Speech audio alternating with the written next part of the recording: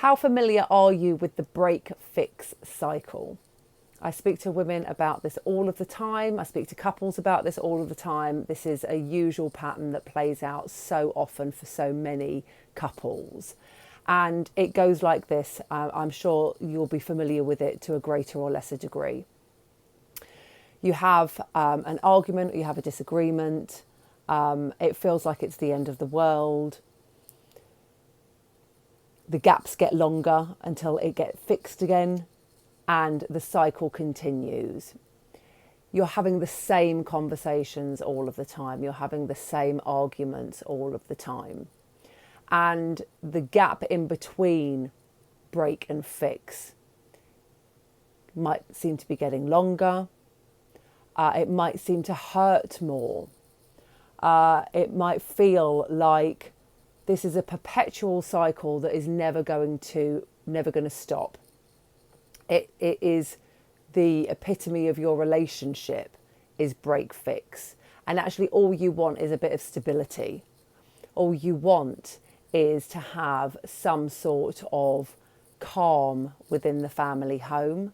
But this cycle keeps going round and round. And even when it's going really well, you're kind of waiting, anticipating for it to break again, because that's how it always plays out.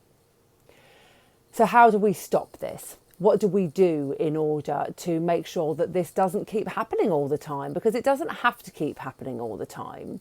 It's happening because things aren't getting properly resolved and you're not properly understanding and hearing each other.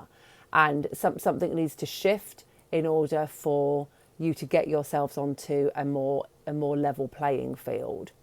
Not so that you are going to be living a life that is never without disruption, never without fallout, like some sort of unrealistic relationship, fantasy relationship, but just so that it is more stable, it is more calm, and that both of you are happy and not worried about the other person leaving, you leaving, worrying about what example you're setting for the kids, that kind of thing.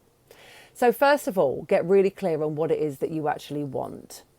What is it that you want your relationship to look like? And more than just like, I want to just not argue. I want to be able to have a month where we're not at loggerheads or giving each other the silent treatment. But actually get clear on what does that look like for you? What are you both going to be doing?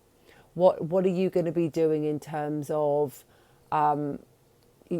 pick out the finer detail, spending time together, going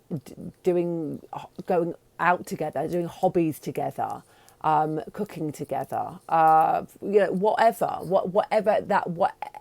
that looks like to you. Get really clear on what you want your relationship to look like. The more detail, the better. And then the second thing is to make time to talk. Now, so many couples think that they make time to talk and they really honestly don't.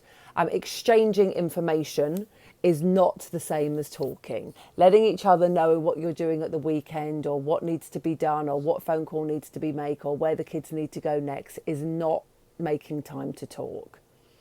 Making time to talk is actually setting aside time that is uninterrupted. Doesn't have to be long, doesn't have to be like 2 hours at a time, but that is yours and yours alone. And the easiest way to do that is to share a meal together. A meal, have dinner together, no devices, no interruptions. And if you've got kids and that isn't private alone time, then make time to have a coffee or go out for lunch or, however you want to do it, however works for you and your relationship and your family life. But set aside the time, put it in the diary and make it a non-negotiable. And then the third thing is making time to listen. Again, another classic where people think that they are doing this and they're not. Because so often when we're talking, we're not actually listening to what the other person is saying. We're not actually really hearing what the other person is saying because we're so busy formulating our response that we are not actually taking on board the minutiae of what they're saying. We're not getting the feelings and the emotion. And actually what we want to be doing when we're sharing with our partner is we want to be understanding their point of view. When I'm having a chat with my husband, I can have all sorts of reasons going on in my head, whether I agree or disagree. But actually, when we really get somewhere is when I take time to understand his point of view, his perception, and he takes time to do the same for me. And we really understand where the other person is coming from. That's where the real change that's where the real change happens, and that's what you want to be doing. So you're actually really taking the time to hear the words and understand the feelings behind the words. Okay, so we've got all of that now. We've got that in place. We know what we want. We're making the time to talk. We're working really hard to listen. Now it's about connecting. How often are you touching?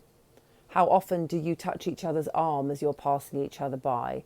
How often do you give each other a kiss, a lingering kiss, a kiss that is more than 3 seconds?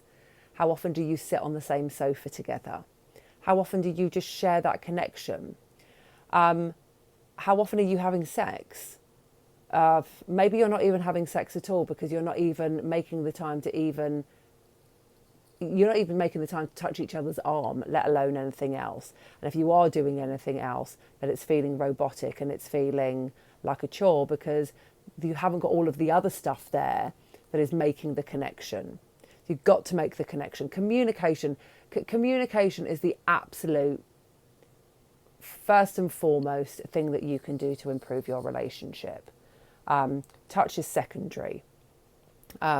People think that it's about sex. It's not about sex. It's about affection and it's about connection.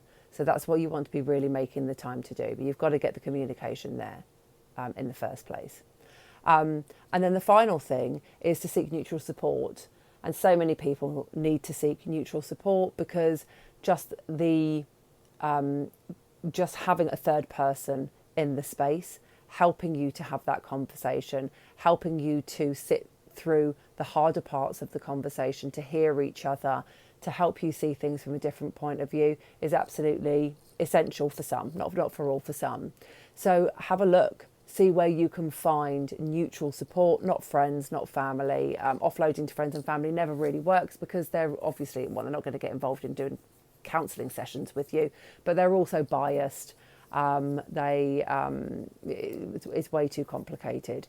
So find neutral support and commit to it because the best changes happen in a relationship when we commit to making the change that we want, about having that clarity, having that space to talk, and then having the space to work it through with somebody. And it might be that you have your session with your coach or your counsellor, therapist, and then make time after that session to go out and have a walk or have a coffee and have a debrief, basically. Okay, hope that's been helpful. Enjoy the rest of your day. I'll catch up with you soon.